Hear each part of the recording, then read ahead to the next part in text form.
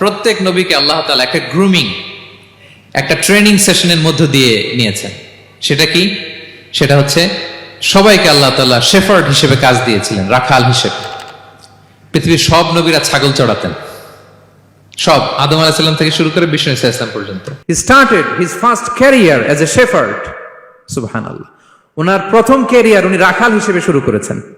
রাখালরা যে কাজ করে, অর্থাৎ মরুভূমিতে ভেড়া, ছাগল, তারপর বকরি, দুম্বা, এই চড়ানোর কাজগুলো দিয়ে বিষ্ণু ইসা ইসলাম তার ক্যারিয়ার শুরু করেছেন এজ এ শেফার্ড। বিষ্ণু ইসা ইসলাম বলেন, সহিহ বুখারীর বর্ণনা, মা বাআসাল্লাহু নাবিয়্যান ইল্লা রাআল গানাম। আল্লাহ তাআলা এই পৃথিবীতে এমন কোন নবী পাঠায় নাই যে নবীরা ছাগল চড়ায় নাই। সুবহানাল্লাহ পড়বেন না? সাহাবারা বললেন, ওয়া আনতা ইয়া রাসূলুল্লাহ, হে আল্লাহর নবী, আপনিও ছাগল চড়িয়েছেন? বিষ্ণু ইসা ইসলাম বললেন, নাআম, আমিও ছাগল চড়িয়েছি। ওয়া কুনতু আরআহা আলা কারারিত লি আহলি মক্কা। আমি অল্প কিছু মজুরির বিনিময়ে, অল্প কিছু টাকার বিনিময়ে, সামান্য কিছু পারিশ্রমিকের বিনিময়ে মক্কার লোকদের ছাগল চড়িয়ে দিতাম। সুবহানাল্লাহ পড়েন।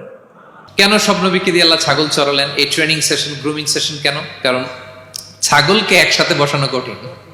ছাগল একটু কি বলবো, একটু টেরা টাইপের প্রাণী, কথা শুনতে চায় না। ধরেন যে সারা সপ্তাহ আপনি খুব ব্যস্ত, একদিন সুযোগ পাইছেন সপ্তাহে যে আজকে আমি ফ্রি আছি, যাই পুকুরে যে আমি গোসল করি, ছাগলটারও গোসল করাই। এটা ধরে যদি এখন পুকুরের দিকে টান দেন, কি করবে? পা দুইটা এমন শক্ত করে মাটিতে ধরে রাখবে, আপনি যত টানবেন ওর ঘাড়ের চামড়া ছিঁড়ে যাচ্ছে, তারপরেও আসে না। এরপর ছাগলগুলোর একসাথে রাখা কঠিন, একটা নেচে ওদিকে যায়, আরেকটা লাফ দেয় এদিকে, আরেকটা ওইদিকে। এদেরকে যদি কেউ একত্রিত করতে পারে, তাহলে এই জাতিকে, মানব জাতিকে একত্রিত করা তার জন্য একেবারে সহজ, পানি ভাত, ঠিক কিনা? এজন্য আল্লাহ এই মানব গোষ্ঠীর উপর লিডারশিপ কায়েমের আগে ছাগল চড়িয়েছেন।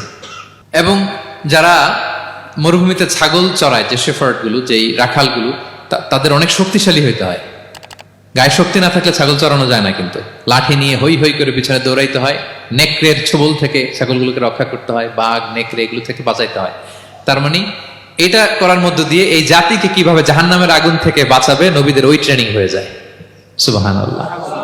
ছাগল এদিক ওদিক দৌড়াতে থাকে, এদেরকে যেমনি একত্রিত করতে হবে, নবীদের কাজও হচ্ছে মানব গোষ্ঠীকে ইউনাইটেড করা, একত্রিত করা। এজন্য আল্লাহ তাআলা মা বাআসাল্লাহু নাবিয়্যান ইল্লা রাআল গানাম, এই পৃথিবীতে এমন কোন নবী পাঠান নাই যে এই নবীকে দিয়ে আল্লাহ তাআলা ছাগল চড়ান নাই।